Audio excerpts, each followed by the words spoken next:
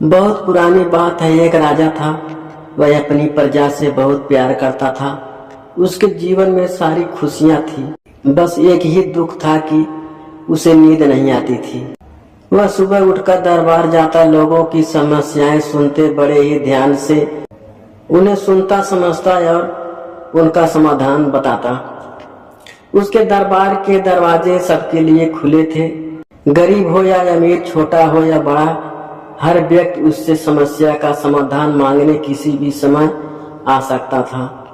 इसीलिए राजा यह सोचता था कि वह बहुत अच्छा है। हालांकि उसे अपनी अच्छाई का कोई घमंड नहीं था। मतलब वह दूसरों के साथ बुरा बर्ताव या उन्हें नीचा दिखाने जैसा बर्ताव कभी नहीं करता।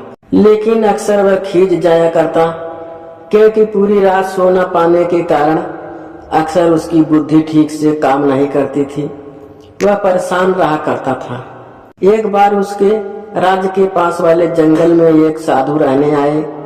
उन दिनों वह परंपरा थी कि राजा अपने पास वाले जंगल में रहने आए साधु से आशीर्वाद लेने और उन्हें अपने यहाँ आने का न्योता देने जाया करते थे। साधु ने कहा कि वह जंगल में ही रहना चाहते हैं। वह किसी राजा का न्योता स्वीकार नहीं करते। मगर हाँ, राजा को कुछ परेशान देखकर वह बोले, तुम अपनी समस्या मुझे बता सकते हो। राजा ने अपनी नींद न आने की समस्या उसे बता दी। बस इतनी सी बात, ऐसा करो, मेरे पास तुम्हारी समस्या का समाधान है। तुम मेरी जो कुटिया है उसमें कल सुबह आना। राजा ने पूछा, कल सुबह क्यों? साधु ने कहा, मेरे पास एक ऐसी जड़ी बूटी है जिसे खाकर तुम्हारे नींद न आने की समस्या खत्म हो सकती है। लेकिन एक समस्या है, वह जड़ी बूटी तभी असर करती है जब सुबह खाली पेट कोई इंसान खुद उस जड़ी बूटी को तोड़े और खरल में पीस ले और खाए। और जैसा कि तुम देख ही रहे हो, मैंने कुटिया बनाई है और उसके आसपास काफी बड़े घेरे में बाण बनवा करके एक गेट लगाया है। उसके अंदर रथ का प्रवेश वर्जित है। उसके अंदर रथ लेकर नहीं जा सकते। यह मेरा नियम है, मैंने नियम बनाया हुआ है। ऐसा करो कि तुम कल सुबह आना।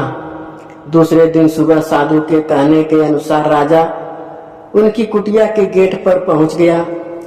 वहां रथ छोड़कर उसने शिष्यों से पूछा, जड़ी बूटी तक जाने का रास्ता कौन सा है? काफी लंबे समय से चलकर राजा बूटी तक पहुंचा।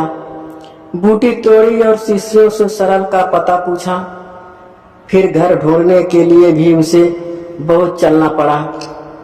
फिर उसने वह बूटी पीसी और खाई। रात में उसे बिस्तर पर लेटते ही नींद आ गई। सुबह उसने सोचा उसे साधु को धन्यवाद कहना चाहिए। वह साधु का धन्यवाद करने पहुंच गया।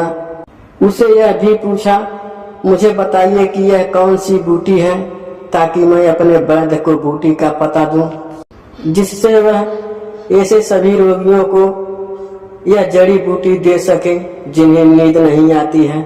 इस पर साधु हंसने लगे, कहने लगे, यह तो एक साधारण सा साग है, तुमने बहुत बार खाया होगा। यह कोई जड़ी बूटी नहीं है। तुम्हारी समस्या इसीलिए थी कि क्योंकि तुम शारीरिक श्रम नहीं करते थे, व्यायाम नहीं करते थे और बिना व्यायाम की नींद नहीं आती है।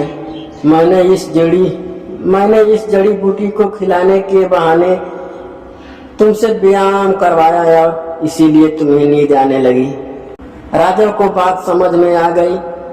साधु उसे समझाना चाहते थे कि अच्छा होना दुनिया के लिए सही हो सकता है, लेकिन अपनी सेहत का ध्यान रखने के लिए ऐसा भी करना पड़ता है जो शायद हमें लगे कि हम सिर्फ हमारे लिए कर रहे हैं, लेकिन वह भी जरूरी होता है।